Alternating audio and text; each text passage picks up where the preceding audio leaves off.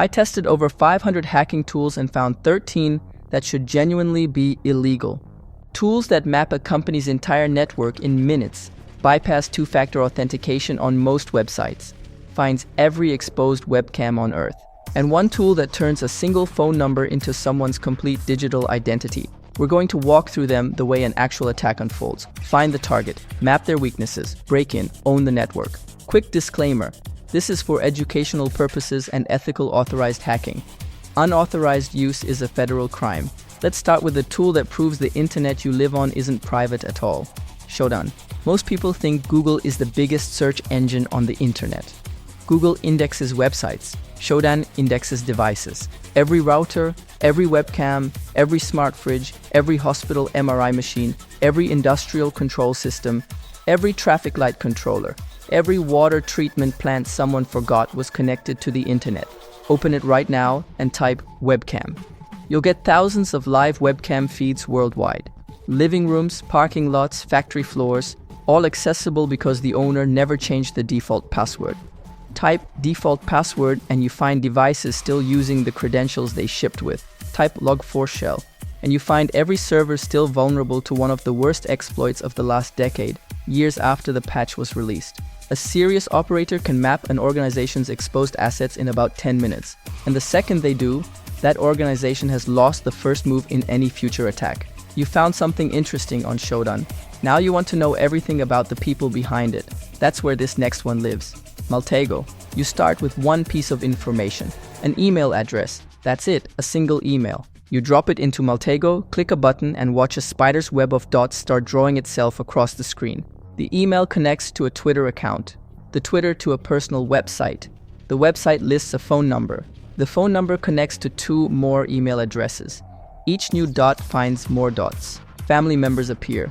Business partners. Old usernames from accounts created a decade ago. Physical addresses. Within 10 minutes, that single email has become a complete map of someone's life. Investigators use Maltego. Law enforcement uses Maltego. Journalists use it to investigate corruption. And stalkers use it to map their targets. The tool doesn't care about intent. It just connects dots that humans never thought were connectable. Maltego is powerful, but it needs a human driving it, which brings us to the tool that removes the human entirely, SpiderFoot. Give SpiderFoot an email, a name, a domain, or a phone number, then walk away. The tool runs over 200 separate investigations in parallel. It queries breach databases, it scrapes social media platforms, it pulls public records, it searches dark web indexes, it scans certificate transparency logs, it reverse searches images. When you come back, sometimes in just a few minutes, you have a complete dossier on the target. Every account they've ever had, every breach they've appeared in, every associate they've publicly linked to, every business they've been part of, every physical trace they've left online, all cross-referenced, all visualized. The reason this should be illegal isn't that SpiderFoot exists. It's that it democratized capabilities that previously required a team of analysts and a budget. A teenager with a laptop now runs investigations that 10 years ago would have taken a private investigator 3 weeks of paid work. Then there's the tool that answers one specific question in 5 seconds that almost nobody realizes can be answered at all. Sherlock. What if I had your username? That's the entire premise. You type in a username, and Sherlock checks over 400 websites in parallel to find every account using that name. Reddit, old forums, gaming platforms, photography sites, dating apps you forgot you signed up for, crypto sites, whatever you registered for in 2015 and never deleted. Most people reuse usernames. They use the same handle for their professional accounts and their teenage forum posts. They use the same handle for their LinkedIn and the comment they left on a controversial YouTube video 8 years ago. Sherlock surfaces all of it in seconds for free. The reason it should be illegal is that almost nobody knows their teenage internet history is still indexed under the same name they use professionally today. If usernames feel uncomfortable, the same idea applied to phone numbers is worse. PhoneInfoga. A phone number is the one piece of information almost everyone freely shares. You give it to companies. You list it on resumes. You text it to people you just met. PhoneInfoga turns that single number into a complete identity. Drop in any phone number, and the tool returns the carrier, the rough location, every social media account registered to that number, business records connected to it, and any data breaches the number has appeared in. For OSINT professionals, this is invaluable. For stalkers, this is the worst possible tool. The defense isn't technical, it's discipline. Use a secondary number for anything that doesn't need your real one. Once a phone number is tied to your real identity online, it's permanent. One of the most powerful recon tools is the one that connects everything, Recon-NG. Think of it as Photoshop for investigation. The other tools each do one thing well. Recon-NG lets you chain them all into one continuous workflow. You start with a single piece of information. You run a module that finds related data. You feed that new data into the next module. The system keeps a complete database of everything it discovers. By the time you finish, you have a structured intelligence package that would have taken a human investigator weeks to assemble manually.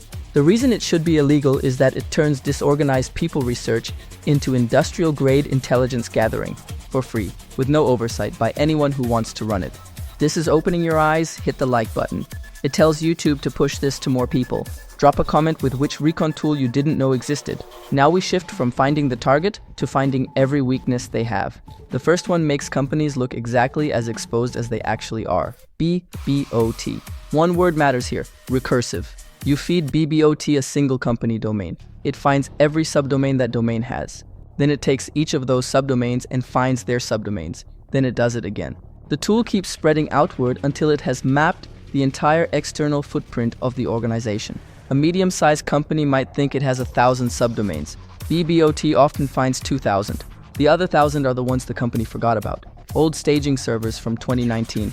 Internal tools that were supposed to stay behind the firewall, but were accidentally exposed. Development environments still running the original software with no updates. The 1,000 subdomains the company knows about are probably secure. The 1,000 it doesn't know about become the breach that makes the news 6 months later. Everything BBOT does for the internet, the same logic applies to the cloud. Look, if this video made you actually want to learn hacking, not just watch it, I built a place for that. Welcome to the Hacker Academy. Here's some of the things you get instant access to. The OSINT Field Manual. Learn how to find anyone online from a single photo, username, or email. A full course on hacking websites and Wi-Fi hacking. Learn how to build your own AI hacking agent that runs on your computer 24/7.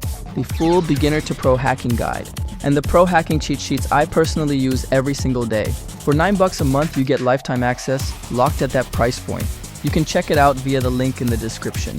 CloudFox. A specialized tool designed to automate cloud infrastructure security audits. Everything is moving to AWS, Azure, and Google Cloud. The problem is that cloud security is so complex, even cloud professionals struggle to fully audit it. AWS alone has thousands of services, each with its own permissions model, all interconnected in ways nobody fully understands. CloudFox automates the audit. Hand it cloud credentials, and within minutes it has mapped every privilege escalation path in the environment.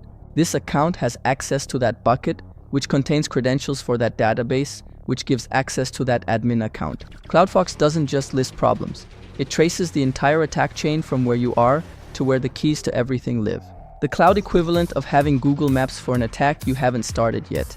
Almost every major ransomware attack of the last 2 years has involved cloud privilege escalation. CloudFox automates the exact reconnaissance that makes those attacks possible. Quick note before we keep going. Every tool I've shown so far is legal to own. The line between legal use and federal crime is whether you have permission to test the target. Owning a hammer is legal. Hitting someone with it is not. Now we get to the tools that turn mapped weaknesses into actual access. You might be thinking these tools are aimed at corporations. They're not.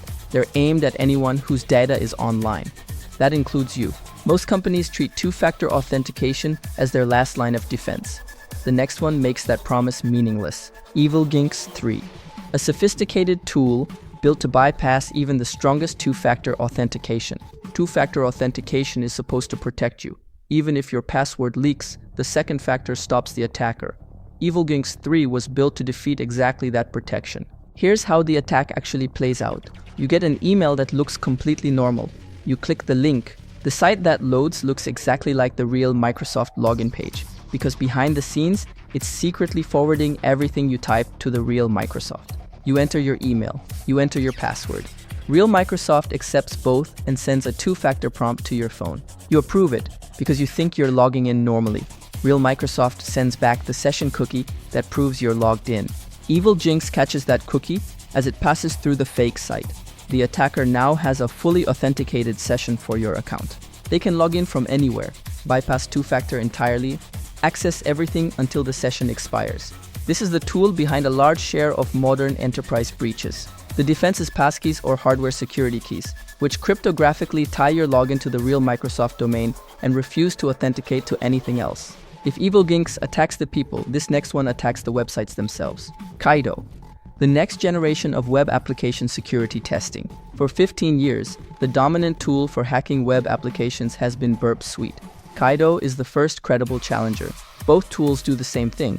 They sit invisibly between your browser and any website, capturing every request you send and every response you get back. You can modify any request before it leaves. You can replay them, you can automate attacks, you can bypass restrictions the website tried to enforce in your browser.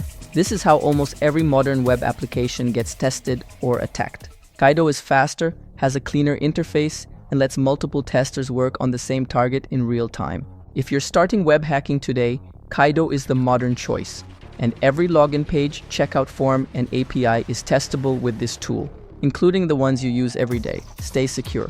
Which brings us to the one that doesn't hack one thing, it hacks everything all at once. The tool that hacks everything is Nuclei. A new vulnerability gets disclosed publicly on a Tuesday morning. By Tuesday evening, someone has written a Nuclei template for it and uploaded it to GitHub. By Wednesday morning, attackers running Nuclei are scanning the entire internet for every unpatched system. By Wednesday afternoon, the exploitation has already started. This window between disclosure and patching used to be weeks. Nuclei made it hours. The tool can scan tens of thousands of targets per hour. Every CVE template lets it check for one specific vulnerability. The library now holds over 9,000 templates, covering every known weakness, misconfiguration, and exposed service.